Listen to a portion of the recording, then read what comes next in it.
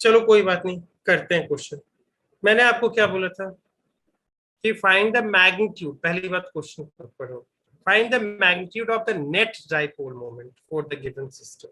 ठीक है, तो यहाँ पे -2q है, तो इसको हम क्या ऐसे लिख सकते हैं क्या? ये वाले चीजों को, सिस्टम को देखो यहाँ पे देखो, सिस्टम को ऐसे लिख सकते हैं क्या? यहाँ पे दो तरह से मैंने इसको कर सकता हूँ, तोड़ सकता हूँ क्या? यहाँ पे -q एक के साथ भेज दिया, दूसरे वाले के साथ -q यहाँ पे भेज दिया। Yes sir. कर सकता हूँ ना? क्योंकि सिस्टम क्या है, ओवरऑल सिस्टम कैसा है, न्यूट्रल है। ठीक है, तो अगर ऐसा है तो इस वाले सिस्टम का जो हमने पढ़ा हुआ है, कैसे डाइपोल निकालेंगे बताओ? इसका डाइपोल क्या होगा बताओ? इसको अगर मैं बोल रहा हूं सिस्टम वन, मान लो कि इसको वन मैंने बोला, सब सिस्टम वन। ठीक है, सब सिस्टम वन इसको मैंने बोला, ये वाला लो,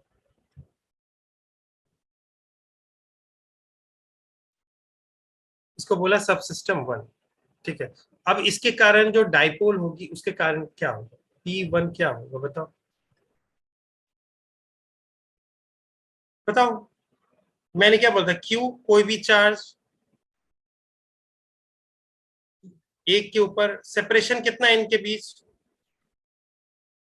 A। ठीक है, डायरेक्शन अब मुझे जानना है, डायरेक्शन के लिए मैंने क्या बोला था, डायग्राम के थ्रू कर लूंगा। तो निगेटिव से पॉजिटिव की ओर जा रहा है तो कैसा बन रहा है, +j टाइप का बन रहा है क्या? अगर इसको मैं x और y मान लूं तो बन रहा है क्या +j?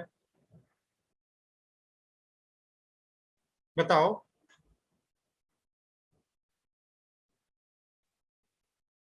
हाँ या ना बोलो। क्या इंटरनेट कनेक्टिविटी में चली गई फिर से क्या? Yes sir. यस है ना?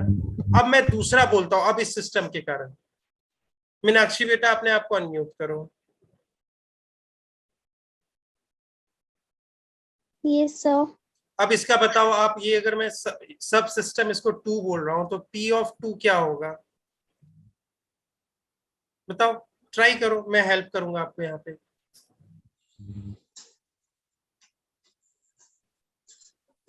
बताओ, charge on any of this particle of the dipole क्या है, Q। ठीक है, सेपरेशन कितना है? ए आई कैप। देखा, आपको मालूम है आई आंसर, बस कैप आप डर रहे हो। ए I() आ गया। अब मैंने क्या बोला है, दोनों वेक्टर आई क्वांटिटी है, तो क्या मैंने P ऑफ द सिस्टम क्या बोलूंगा?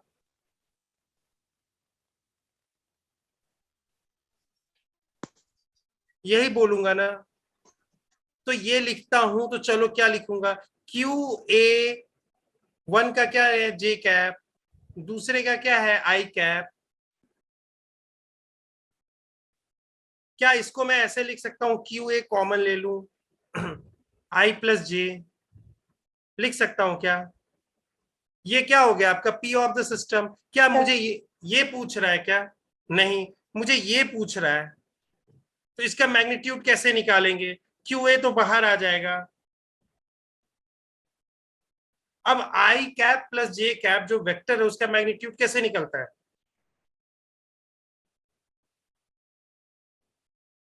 अगर मैं बोलूं कि कोई एक वेक्टर है जिसका क्या है, कैसा होगा I, अगर यहाँ पे I होता है और ये J होता है, ठीक है, I क्या है, x डायरेक्शन में यूनिट वेक्टर, J क्या है, y डायरेक्शन में यूनिट वेक्टर।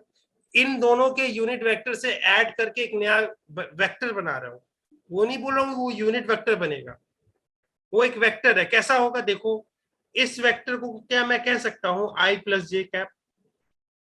Yes sir. क्यों भाई? क्योंकि इसका देखो एक कंपोनेंट क्या होगा, x डायरेक्शन में I है, J वाले डायरेक्शन में क्या होगा कंपोनेंट इसका, J है, वेक्टर कंपोनेंट। ठीक है, तो यानी इसको क्या कह रहा हूं कि एक ऐसा वेक्टर जो इसका दो कंपोनेंट होगा, x डायरेक्शन में और y डायरेक्शन में, और x वाले में जो डायरेक्शन में होगा वो यूनिट I होगा, मतलब यूनिट वेक्टर होगा। जे वाले में भी यूनिट वेक्टर होगा, इसका मैग्नीट्यूड क्या एक यूनिट होगा। इसको कैसे निकालते हैं, अंडर रूट आई स्क्वायर, आई का वैल्यू क्या होता है 1, मैग्नीट्यूड आई का क्या होता है, यूनिट वेक्टर का मैग्नीट्यूड क्या होता है 1, तो 1 स्क्वायर प्लस जे वेक्टर, इसका भी 1 स्क्वायर। याद है ये फॉर्मूला, अगर एक वेक्टर है और बी वेक्टर है, दोनों का एडिशन करते हैं उसका बोलते हैं यूनिट वेक्टर। तो क्या करते हैं हम लोग, क्या निकालते हैं, A square plus B square plus 2ab cos theta. अब ये देखो आई और जे कैप कैसे होते हैं, आपस में परपेंडिकुलर हमेशा होते हैं, तो कॉस 90 क्या होगा, 0 होगा। तो यानी ए स्क्वायर प्लस बी स्क्वायर, ए का वैल्यू क्या है, ए कैसा है, एक यूनिट वेक्टर है, तो यूनिट वेक्टर का मैग्नीट्यूड क्या होता है 1 होता है, तो 1 स्क्वायर प्लस 1 स्क्वायर का अंडर रूट। ठीक है, तो इसका जो आएगा आपके पास क्यू ए तो बाहर आ गया था, अब इसका मैग्नीट्यूड क्या आएगा बताओ, क्या होगा बताओ, आई कैप प्लस जे कैप का मैग्नीट्यूड क्या होगा। अरे अभी तो करवाया आपको, बताओ तो सही।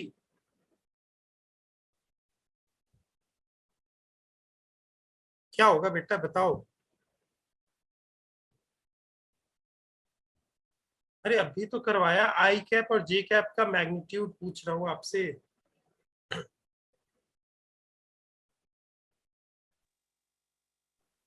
क्या होगा,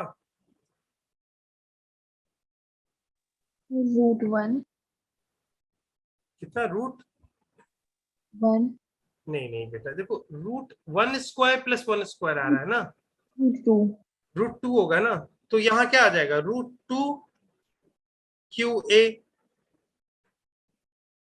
तो यही तो इसका मैग्नीट्यूड हो जाएगा, यानी the magnitude of the net dipole of the given system. ठीक है, तो क्या देखो आगे आंसर यही आता है क्या, √2a आ रहा है क्या, देखो इन दोनों को किया, अब इन दोनों का क्या है वेक्टर एडिशन, देखो इसका अपना आया, इसका अपना आया, और इन दोनों का क्या है वेक्टर एडिशन जो आ रहा है वो क्या होता है √2p। पी, ये पी क्या बता रहा है, ये पी के ऊपर एरो नहीं लगा हुआ, तो इसका क्या है, ये पी क्या है मैग्नीट्यूड बता रहा है। देखो मैग्नीट्यूड बता रहा है और डायरेक्शन हम क्या कर रहे हैं, हम डायग्राम के थ्रू निकाल दे रहे हैं। ठीक है, तो आपके पास जो नेट मैग्नीट्यूड आएगा वो आएगा आपके पास √2QA। ठीक है, Yes, sir. समझ में आ गया सबको। Yes, sir. अब चलो मैं एक और क्वेश्चन बना के दे रहा हूँ, चलो आप इसको करके बताओ, क्योंकि मुझे लग रहा है कि अगर आपको थोड़ा सा डिफिकल्टी फेस करोगे तो फिर फायदा नहीं होगा ना। ये मान लो कि +2 है, ये है -q, ये है आपके पास -2q, और ये है +q। इसका डाइपोल कैसे निकालोगे,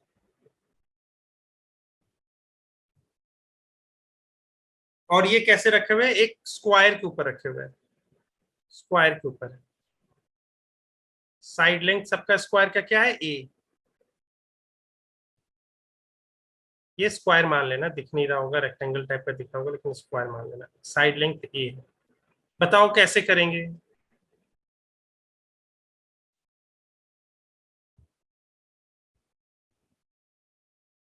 बताओ।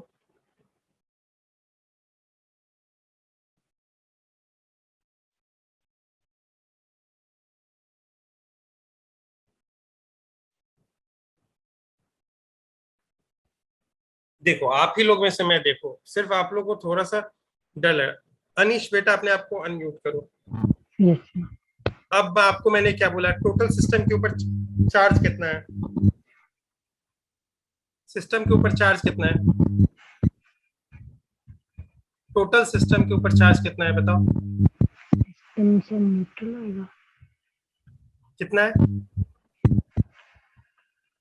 देखो टोटल सिस्टम के ऊपर चार्ज कैलकुलेट करना है, पहला को मानते हैं +2q है, ठीक है, दूसरा क्या है q है, तीसरा क्या है -2q है, चौथा क्या है -q है, सबका समेशन क्या आ रहा है 0 0 आ रहा है। तो यानी इसके अंदर क्या है, पोटेंशियल है डाइपोल बनाने का। तो कैसे बनाएंगे, मैंने आपको क्या बोला कि इक्वल एंड अपोजिट वाला को रखना है, तो ये रखा, ये होगा क्या, इसको अगर मैं एक सिस्टम मान रहा हूं तो एक सिस्टम ये वाला से, ग्रीन वाले से मैं दिखाता हूं, ठीक है, यस सर। ये एक बना। दूसरा में क्या होगा बताओ, -q और +q। हाँ तो ये वाला बना, ठीक है, ये वाला बना। अब इसको मैंने कैसे आपको बोला था कि इनको कैसे निकालना है, इसका पहले वाला का जो ग्रीन वाला मैंने जो ड्रॉ किया है, ग्रीन वाला, उसका कैसे निकालेंगे बताओ, ये ग्रीन वाले का कैसे ड्रॉ करेंगे, ये ग्रीन ये वाले का कैसे निकालेंगे बताओ, ये वाला कैसे निकालेंगे, इसके ऊपर चार्ज कितना है, +2q और -2q है, राइट। अरे अनीश बेटा अनम्यूट करो अपने आप को। यस यस हाँ तो इसके ऊपर चार्ज कितना है, सर 2। 2q मानेंगे, क्योंकि कैसे मैंने बोला था कि सिर्फ मैग्नीट्यूड मानना है, कोई भी एक जो डाइपोल में कोई भी एक जो पार्टिकल होगा उसके ऊपर जो चार्ज होगा सिर्फ उसका मैग्नीट्यूड मानेंगे, तो इस पे होगा 2q, ठीक है। अब बताओ लेंथ, ये दूसरा बात सेपरेशन हम मानते थे, सेपरेशन कितना होगा इन दोनों के बीच में, तो डायगोनल है तो ए साइड है। तो क्या होगा बताओ, देखो ये ट्रायंगल है, इसका ट्रायंगल है, ये राइट एंगल ट्रायंगल है, एक लेग का लेंथ ए है, इसका लेग का लेंथ ए है, तो इसका क्या होगा, √2a होगा। यस तो यानी सेपरेशन क्या हो गया, √2a। √2a। डायरेक्शन कैसे बनाना था आपको, निगेटिव से पॉजिटिव की ओर, राइट। तो यस यानी सर। इसके लिए कैसा हो जाएगा वेक्टर, ये जो डाइपोल मोमेंट आएगा वो ऐसा आएगा, आएगा कि नहीं, जिसका मैग्नीट्यूड क्या है 2√2qa, यानी इसका मैग्नीट्यूड क्या है 2√2qa। ये वाले का क्या बताओ, येलो वाले का क्या आएगा बताओ, आप बताओ, q क्यू, डिस्टेंस सेम आएगा। तो वो बताओ तो सही क्या आएगा, सेम आएगा, नहीं ऐसे एग्जामिनेशन में बोल दोगे क्या सेम आएगा, क्या आएगा, √2a, ठीक है। और ये आ गया आपका डाइपोल का डायरेक्शन कैसा होगा इस बार, +q से माइनस यस q से +q उसके वाले तरफ से, तो ये देखो ऐसा आएगा, ठीक है। सर। तो अब ये बताओ वेक्टर, ये जो डायगोनल होता है, ये डायगोनल होता है, ये कैसा हो डायगोनल होता है, ये वाला एंगल कितना होता है, ये दो वेक्टर निकल रहे हैं, एक वेक्टर इधर की ओर जा रहा है, एक वेक्टर इधर की ओर जा रहा है, ठीक है। अब इन दोनों का एडिशन ही तो लेना है मुझे, इन दोनों का एडिशन ही लेना है ना। अब ये बताओ डायरेक्शन क्या होता है, मतलब दो डायगोनल अगर कट करते हैं आपस में, ये रहा एक डायगोनल, इसका एक बॉडी डायगोनल क्या हुआ, प्ले, इसका बॉडी डायगोनल एक ये वाला रहा, दूसरा डायगोनल क्या हो गया, ये वाला रह गया। ये आपस में कैसे कट करते हैं, कितने एंगल, कितने डिग्री पे, 90 डिग्री। 90 डिग्री पे करते हैं। तो यानी इन दोनों का क्या करना है, मुझे वेक्टर एडिशन करना है, किस पे, एक ये है रूट, ये वाला कौन सा आ रहा है आपका, ये आ रहा है √2 और ये वाला आपका आ रहा है q √2qa, ठीक है। अब इन दोनों का कैसे कर देंगे, ये एक अगर मान लेते, इसको अगर मान लेते आई कैप मानेंगे तो इसको क्या हो जाएगा, जे कैप हो जाएगा आराम से। तो इन दोनों का हम निकाल सकते हैं ना, इसका वैल्यू क्या हो जाएगा, P1 का क्या आ जाएगा, अगर इसको 1 मान रहे हैं तो P1 का आ जाएगा आपके पास 2√2qa जे कैप, और इसका आई कैप, और फिर इसके बाद मैग्नीट्यूड निकाल लोगे, ठीक है। ये बात समझ में आया, तो ये चीजें आप सबको ऐसे ही निकालनी है, ठीक है। तो डाइपोल अब क्यों पढ़ रहे हैं यार, ऐसे क्यों करने जा रहे हैं, अभी इसको क्यों नहीं ऐसे मान ले रहे कि दो पार्टिकल सिस्टम की तरह, देखो अब कैसे हेल्प करता है आपको, देखो इसमें, क्योंकि डाइपोल वाले जो बात मैं बोल रहा हूँ ना बेटा, डाइपोल एक्चुअली में ना बहुत कॉमन है हमारे सराउंडिंग में, बहुत कॉमन है सराउंडिंग में। जो होता क्या है ना, डाइलेक्ट्रिक्स का, जैसे मैंने आपको क्या केस बताया था, डाइलेक्ट्रिक्स का अगर केस बताया था तो उसमें क्या आपको मैंने बोलने की कोशिश की थी कि मॉलिक्यूल्स क्या होते हैं, जो मेटल होते हैं उसमें फ्री इलेक्ट्रॉन्स होते हैं, वो आपस में जाके क्या करते हैं, अपनी चार्ज डिस्ट्रीब्यूशंस बना लेते हैं। लेकिन इसके पास तो जो पोलर मॉलिक्यूल्स होते हैं या नॉन पोलर मॉलिक्यूल्स होते हैं, इनके पास तो है नहीं फ्री इलेक्ट्रॉन्स। ठीक है, तो ये अपने आप को क्या करते हैं, अपना शेप मतलब डिस्टॉर्ट करते हैं, डिस्टॉर्शन ऑफ द शेप। तो उससे क्या होता है कि डिस्टॉर्शन के कारण क्या होता है कि अगर मॉलिक्यूल पहले से न्यूट्रल है, पहले भी न्यूट्रल था, लेकिन लेकिन क्या था कि ये फील्ड प्रोड्यूस नहीं कर रहा था, लेकिन अपने आप को डिस्टॉर्शन कर देगा तो क्या कर देता है, एक पोर्शन पार्शियल पॉजिटिव हो जाता है, एक पोर्शन पार्शियल निगेटिव हो जाता है। तो इस कारण से क्या हो रहा है, ये कैसा टाइप का बन रहा है, ये डाइपोल ही तो बन रहा है, बन रहा है कि नहीं। Yes sir. तो यानी डाइपोल के लिए पढ़ने का रीजन ये है कि फिजिकली इसका सिग्निफिकेंस है। हम जो डाइलेक्ट्रिक्स के बारे में पढ़ते हैं, डाइलेक्ट्रिक्स क्या होता है, जो मेटल का होता है डाइलेक्ट्रिक्स क्या होता है, के का वैल्यू क्या होता है, आपको याद है, ऐसे आइडिया है।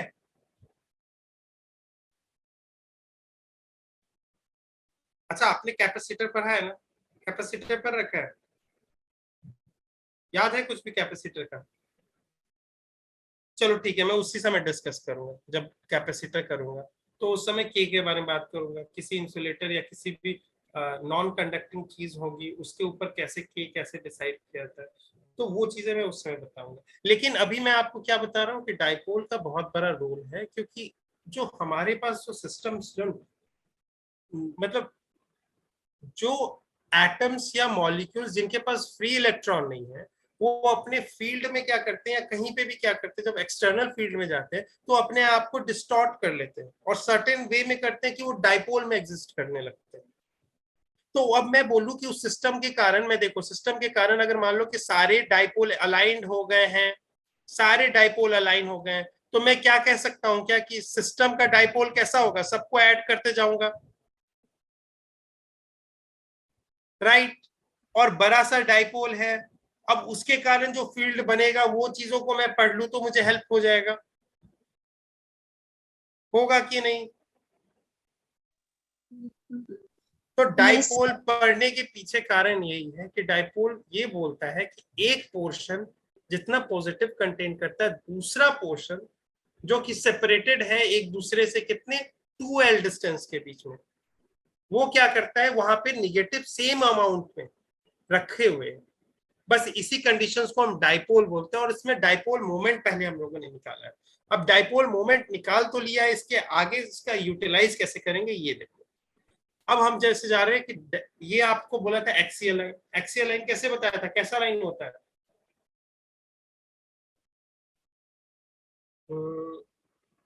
श्रुति अपने आप को अनम्यूट करो बेटा।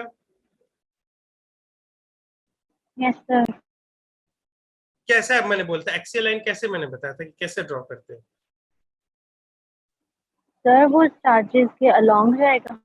हाँ, तो जो चार्जेस का जो जिस जगह पे एग्जिस्ट करता है, तो हमेशा हमें एक चीज हमें याद रखना कि हमने नाइन्थ में ज्योमेट्री में पढ़ा था कि फ्रॉम 2 पॉइंट, लाइक याद करो, 2 points always form a unique line, इससे एक यूनिक लाइन ही पास हो सकती है।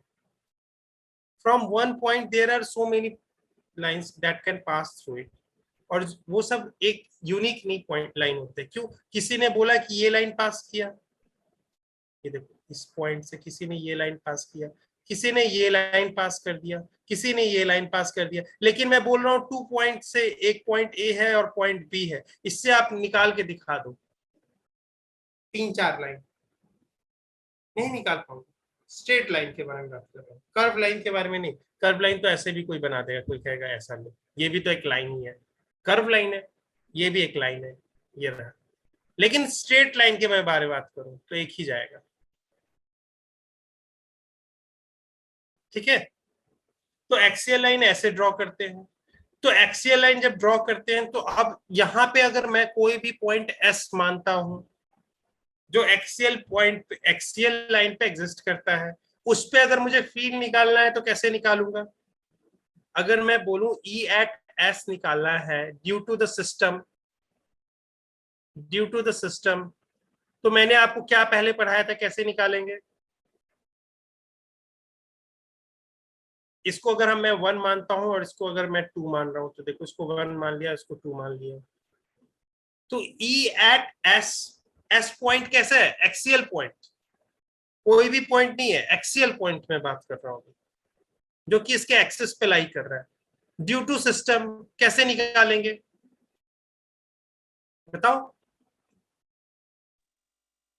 तो पहले पॉजिटिव चार्ज की वजह से जो फील्ड लगेगी उसको फिर नेगेटिव की वजह से।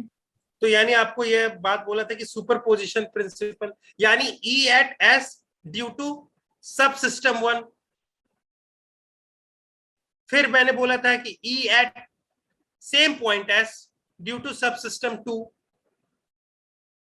इन दोनों का क्या होगा? Vector addition.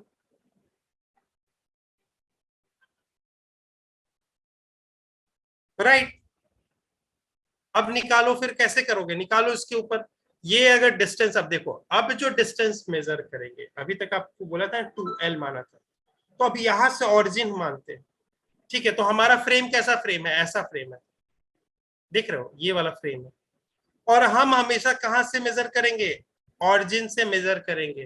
तो ये डिस्टेंस x है, यहाँ जो पॉइंट s है वो कितना डिस्टेंस दूर है ऑरिजिन से? x। ठीक है, और इन दोनों पॉइंट के बीच में सेपरेशन कितना है? 2L। ठीक है, यहां तक समझ में आया? yes, चलो अब जल्दी जल्दी करते चलते हैं, देखते चलते हैं कैसे आ रहा है। सेम चीज, सेम स्टोरी है, ठीक है ना? सेम स्टोरी है, बस आगे देखते हैं। अब मान लेते हैं कि यहाँ पे आपने निकाला, अब यहाँ पे आपने बोला, मैंने बोला E1 और E2 निकालना है।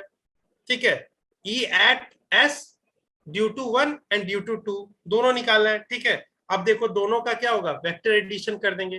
तो कैसे करते हैं? E.1 कैसे निकालेंगे बताओ? 1 के कारण कैसे निकालेंगे? देखो, अगर E1 आपको बोल रहे हैं, ये वाला 1 ठीक है, तो इसके लिए 1 से कितना S दूरी है? 1 से कितना दूर है? X plus L. x plus L. तो S पे अगर मुझे फील्ड स्ट्रेंथ निकालना है, ठीक है, फील्ड इंटेंसिटी निकालना है ड्यू टू 1, यानी निगेटिव चार्ज जो यहाँ पे है, उसके कारण क्या हो जाएगा? K Q by X plus L whole square. 2 के कारण क्या होगा? x माइनस एल दिख रहा है। यस। ठीक है, अब इन दोनों का क्या होगा? एक का देखो, ये होगा एक रेडियली आउटवर्ड और एक रेडियली इनवर्ड, यानी क्या होंगे? प्लस माइनस, बस प्लस माइनस रख दूं तो वो डायरेक्शन मुझे बता सकते हैं। ठीक है, अगर मैं इसको इधर वाले को प्लस कह देता हूं तो ये वाला निगेटिव आ जाएगा, तो मुझे इसमें आई कैप जे कैप लगाने की जरूरत नहीं है। यहाँ पे प्लस और माइनस के थ्रू भी हम डायरेक्शन बता सकते हैं, कर सकते हैं कि नहीं? Yes sir. तो यानी यार पहले हम मैग्नीट्यूड निकाल लेते हैं, दोनों का निकाल लिया। अब जो होगा, जो यहाँ पे ये चीज देखो, यहाँ पे एक्चुअली ये वाला डायरेक्टली नहीं लिखूंगा मैं, ठीक है ना, इस चीज को नहीं लिखूंगा डायरेक्टली, यहाँ पे ऐसे लिखूंगा। ये एक्चुअली लिखा गया है ना, किसी ने गलत लिखे हैं ये लोग। ये होगा आपका E at S due to system.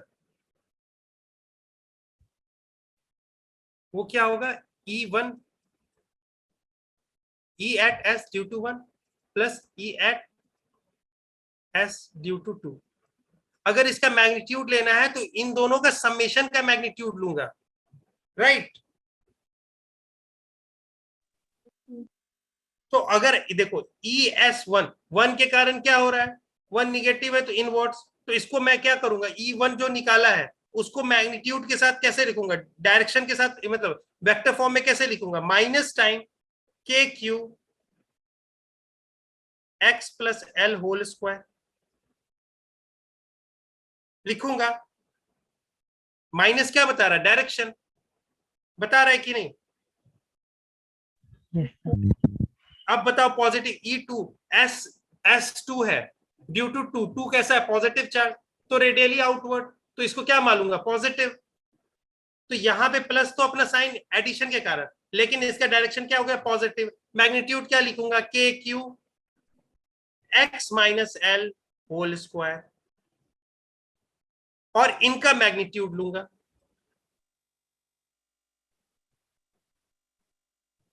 हुआ कि नहीं?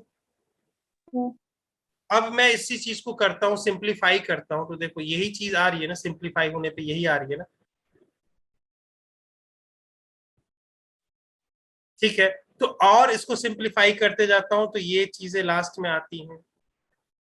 देखो यहाँ पे ये चीज आपको दिक्कत आ रही है क्या, देखो माइनस वाला इधर, देखो माइनस वाला KQ x plus L whole square इधर आ गया और पॉजिटिव वाला इधर रह गया। इसके बाद KQ को कॉमन ले लिया, इसमें से KQ कॉमन ले लो, ठीक है। और इन चीजों को क्या हो जाएगा, बच जाएगा नीचे 1/,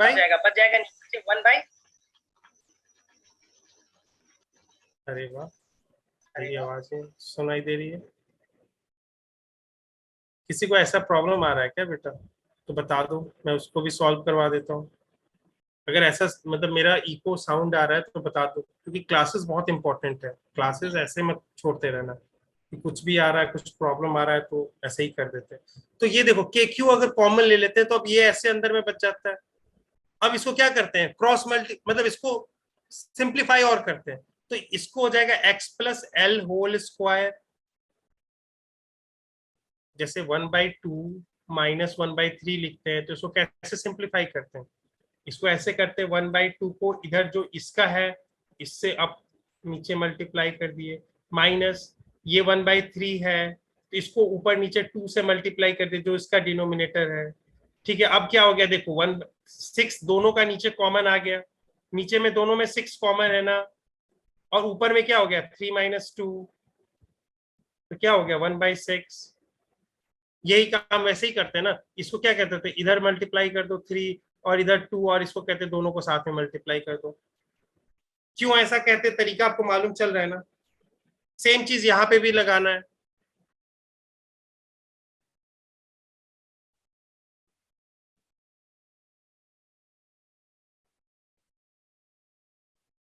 यहां तक कोई दिक्कत किसी को, ये वाला नहीं दिक्कत।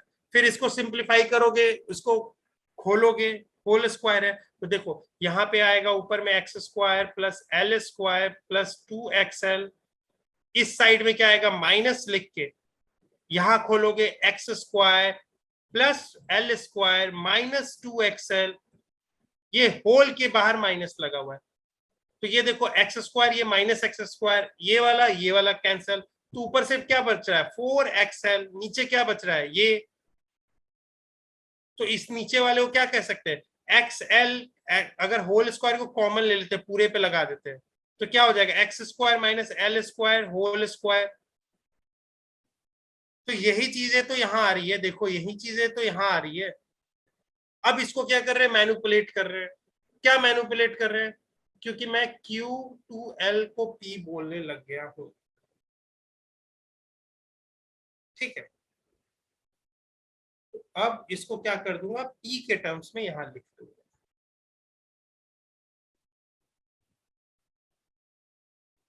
ये बात समझ में आया क्या?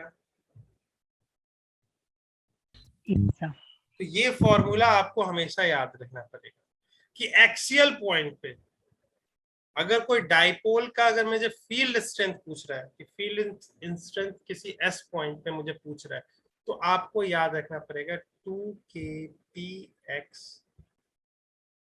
x square minus L square whole square, ये फॉर्मूला याद रखना पड़ेगा, ये इंपॉर्टेंट है। इसी के आगे मैं मैनिपुलेट करूंगा चीजों को, जब डाइपोल स्मॉल हो, स्मॉल डाइपोल मतलब इसका लेंथ इतना, इनके बीच में सेपरेशन ये रहा, और जहां मैं पूछ रहा हूं जिस पॉइंट को पूछ रहा हूं वो बहुत दूर है, इनके लेंथ के कंपेयर है, बहुत दूर पॉइंट पे जाके पूछ रहा हूं, तो ये कैसे बिहेव करता है स्मॉल डाइपोल की तरह।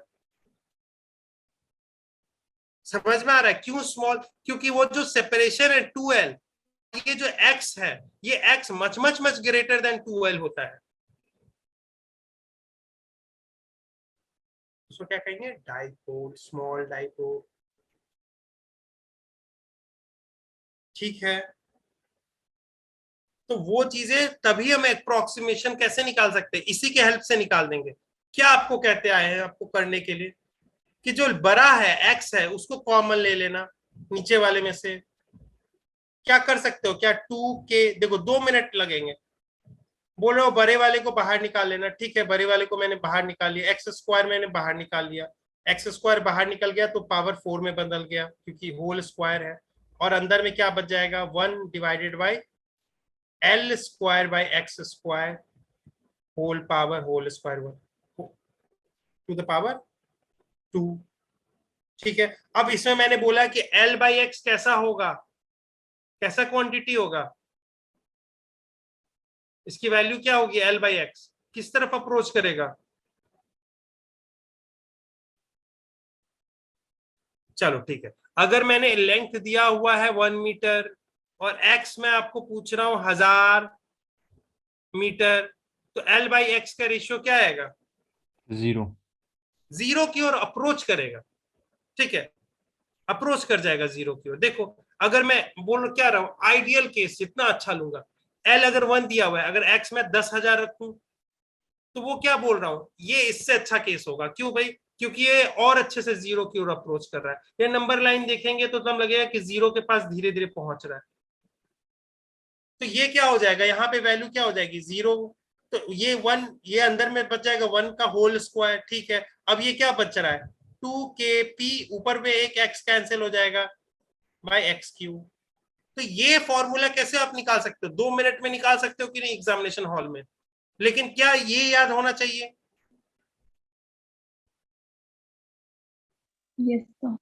ठीक है, और मैंने कोई क्या तरीका, ये पहली बार अभी यूज कर रहा हूँ क्या कि बड़े वाले को ही बाहर निकालता हूँ ना, मैंने पहले भी किया हुआ यूज, रिंग वाले केस में आपको किया था ना, जब मैंने आपको प्रूव किया था कि रिंग भी पॉइंट चार्ज की तरह बिहेव करता है।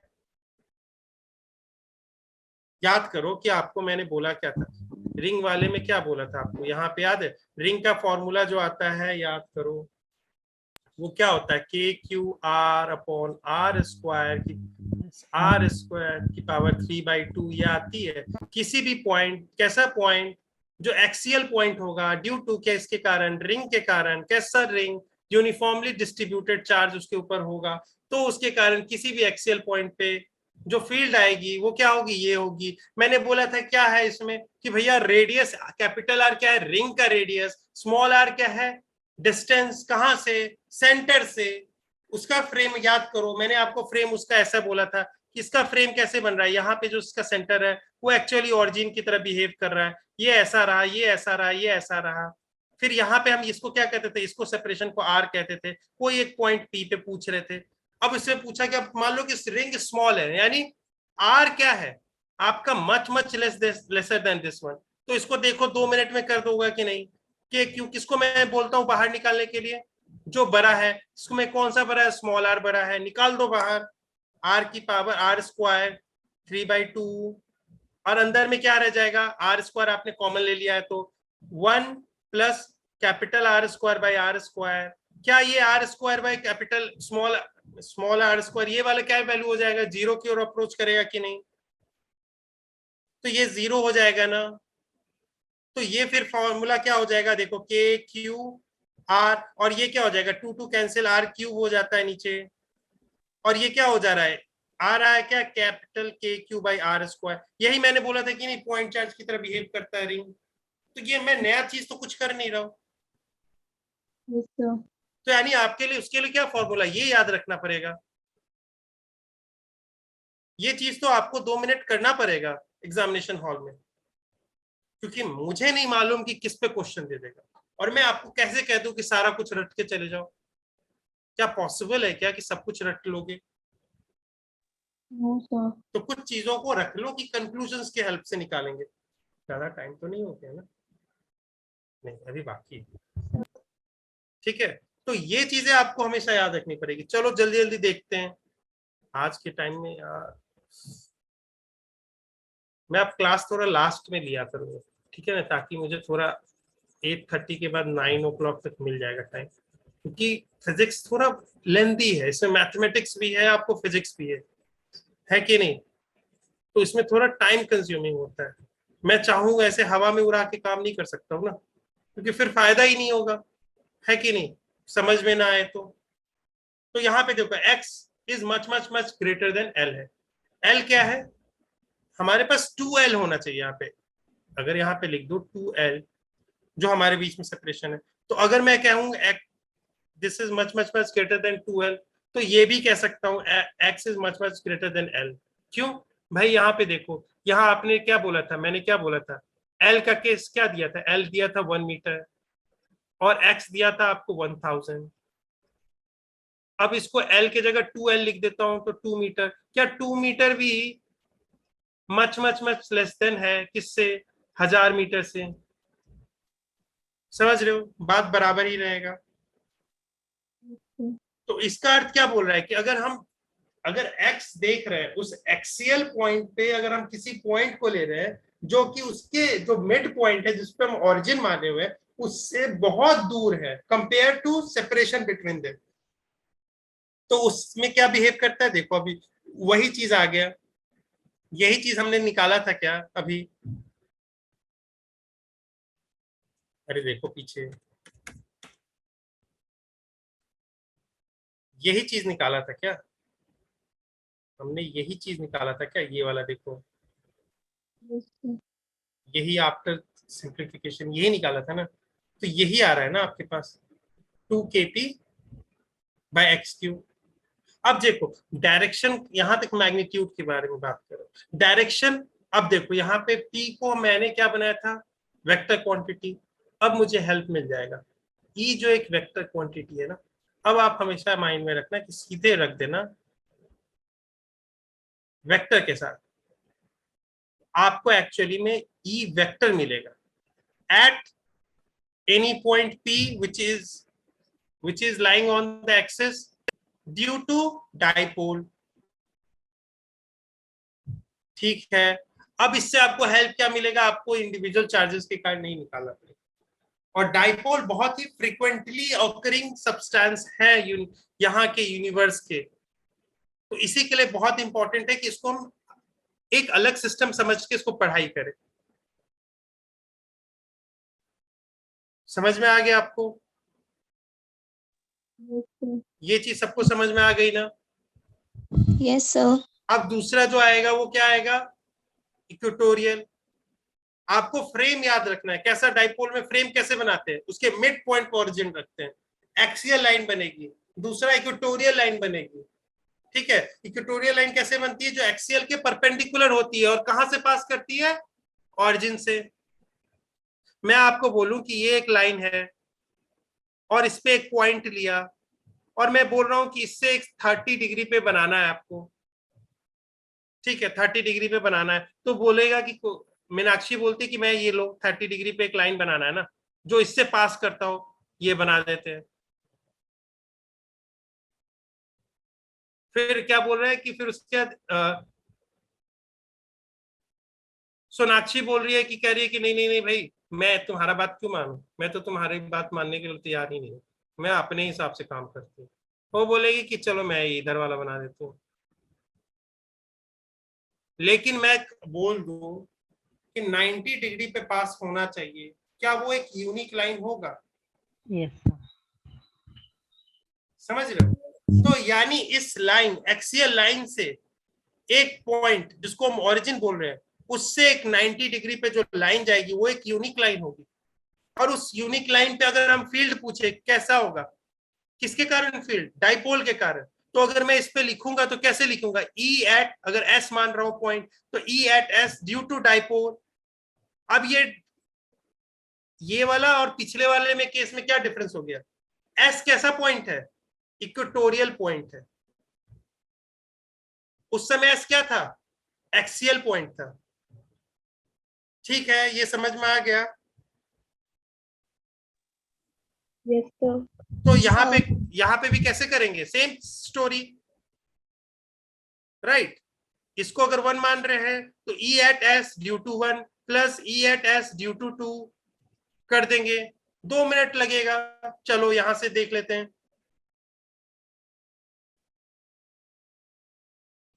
क्या ये आइसोसेलेस ट्रायंगल बन रहा है क्या?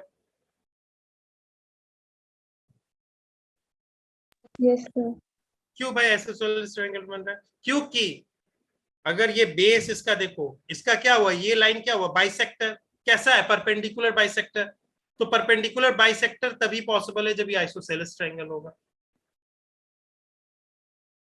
ठीक है, तो अगर ये डिस्टेंस x है और ये l है, तो ये वाला डिस्टेंस कितना होगा? ये होगा। क्या इसका भी वही होगा क्या? इसका भी वही होगा क्या? Yes sir. यही होगा। अब मैं बोल रहा हूं s ड्यू टू 1, यहां पे क्या होगा, इधर की ओर।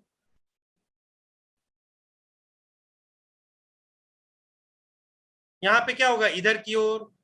यहां पे क्या होगा, इस वाला पॉजिटिव के कारण क्या होगा, इधर की ओर। राइट? सही है कि नहीं? Yes sir. अब उन दोनों का मैग्नीट्यूड निकाल लेंगे और समेशन लगा देंगे। अब देखो, दोनों के एक चीज में बात बताना चाहता हूं, और आपको एक वेक्टर में बताया था, दोनों का मैग्नीट्यूड क्या सेम है क्या? क्योंकि यहाँ जो प्रोड्यूस कर रहा है फील्ड, वो ये क्यूब पॉजिटिव चार्ज बना रहा है, तो यहाँ के लिए जो इसका जो लेंथ होगा इस वेक्टर का, वो क्या होगा, के क्यू बाय जो सेपरेशन है, मान लो इसको क्या कह रहे हैं, आर से डिनोट कर रहे हैं, आर बोल रहे हैं, तो आर स्क्वायर। ये क्या होगा, ये वाला जो है वो भी होगा K Q by R square. Value मतलब माइनस वाले का नहीं ले रहे, माइनस क्यों नहीं लिख रख रहे हैं, क्यों? क्योंकि भाई हमने डायग्राम बना के ले लिया है, मैग्नीट्यूड में तो सिर्फ उसका वैल्यू रखेंगे। राइट? समझ में आया ना? तो मैंने क्या बोला था कि दो वेक्टर जब इक्वल होते हैं तो उनका जो रिजल्टेंट वेक्टर होता है वो क्या होता है, एंगल बाइसेक्टर पे लाई करेगा, और उसका मैग्नीट्यूड क्या हो जाएगा, वो निकाल लेंगे, जो एंगल इसमें थीटा दिया हुआ रहेगा। ठीक है, तो यहाँ पे आपको यहाँ तक समझ में आ गया कि हमें यहाँ तक एक हेल्प मिल गया कि दो वेक्टर ऐसा बन रहा है। कुछ ऐसा लग रहा है क्या कि जो वेक्टर इस बार देख रहे हैं, जो डाइपोल का जो डायरेक्शन है उसके अपोजिट वाला कुछ आने की कोशिश कर रहा है रिजल्टेंट, ऐसा कुछ लग रहा है क्या? ठीक है, इससे पहले वाले में केस में क्या था, अलोंग द डायरेक्शन है, तभी तो लास्ट वाला जो फॉर्मूला आया है ये देखो, यानी पी का जो डायरेक्शन है वो ई का भी डायरेक्शन है कि नहीं? अगर मैं ई कैप यहाँ पे लगा देता हूं तो इधर भी जब रहेगा मुझे सारा मैग्नीट्यूड 1 करना पड़ेगा, पी का कैप जो रहेगा वो इधर ही रहना पड़ेगा, दोनों का कैप सेम होगा, सेम डायरेक्शन में होगा, लेकिन यहाँ पे कुछ ऐसा नहीं लग नहीं रहा है। ठीक है, तो यहाँ पे जल्दी जल्दी देखते हैं कि इसका कैसे हम निकालते हैं। ठीक है, तो यहाँ देखो सेम चीज मैंने बोला, निगेटिव के कारण E1 जिसको बोल रहे हैं, पॉजिटिव के कारण E2 जिसको बोल रहे हैं, उस पॉइंट पे एस पे, एस कैसा पॉइंट है, इस बार इक्वेटोरियल पॉइंट है, वहां पे निकाल रहे हैं इंडिविजुअली दोनों सोर्स चार्जेस के कारण, और उन दोनों को क्या कर देंगे, वेक्टर एडिशन कर देंगे। उससे क्या आ जाएगा, हमारे पास सिस्टम के कारण जो फील्ड स्ट्रेंथ है या फील्ड इंटेंसिटी एट एस, तो वो निकाल लेते हैं। हमें क्या क्या दिया रहेगा, एक्स दिया रहेगा, एक्स क्या होगा, इस ऑरिजिन से कितना ऊपर है, एक प्रकार से कह लो वाई डायरेक्शन में कितना दूर तक है वो पॉइंट। ठीक है, ये दिया हुआ रहेगा। ठीक है, अभी तक एक्स क्या दे रहा था, वो एक्स एक्सियल पॉइंट ऑरिजिन से, वो पॉइंट जहां पे हमें निकालना है, लेकिन ये पॉइंट क्या होते थे, एक्सियल पॉइंट, वो कितना से दूरी है। इसमें एक्स क्या है, ये पॉइंट जो कि इस बार कैसा है, इक्वेटोरियल पॉइंट है, अब ये कितना ऑरिजिन से दूर है, उसको एक्स बोल रहे हैं। ठीक है, समझ में आ गया? फिर इसके कारण से क्या आएगा, देखो यहाँ पे दो वेक्टर्स आ जाएंगे, इनके क्या करेंगे, फर्दर हम एडिशन करेंगे, इसका देखेंगे। यहाँ देखो, अगर मान लेते हैं ये थीटा आता है, जैसे इसको थीटा माना है, इसको थीटा माना है, इसको थीटा माना है। ठीक है, अब ये तो मुझे मालूम हो गया कि यहाँ पे जो होगा, यहाँ पे जो होगा, ये वाला आपके पास देखो थीटा, तो ये भी थीटा होगा क्या, कॉरस्पॉन्डिंग एंगल, ये देखो ये इसके, ये इसके पैरेलल एक 1 और 2 को जो लाइन ज्वाइन करता है जिसको हम एक्सियल लाइन करते हैं, एक्सियल लाइन की एक पैरेलल लाइन ड्रॉ कर दिया है किससे, एस से, अगर जो पास हो रहा है तो ये जो एंगल होगा और ये एंगल सेम होगा क्या? Yes sir. ये देखो, ये दो पैरेलल लाइन और ये एक ट्रांसवर्स लाइन, ये जो थीटा होगा वो ये भी थीटा होगा, है कि नहीं?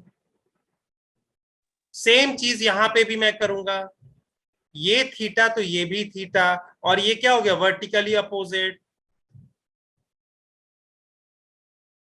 तो इन दोनों के बीच में एंगल क्या हो गया, 2 थीटा, और थीटा क्या है यहाँ पे, ये एंगल।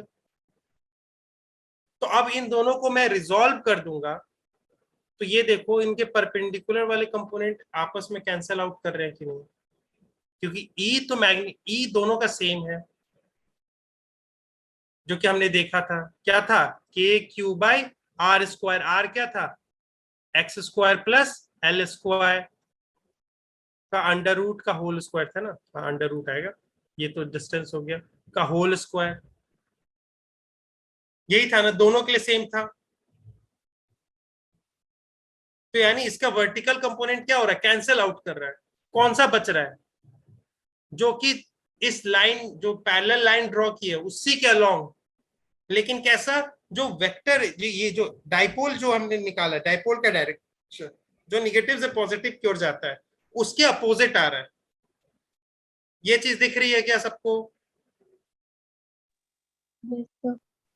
इसमें कोई दिक्कत? No sir.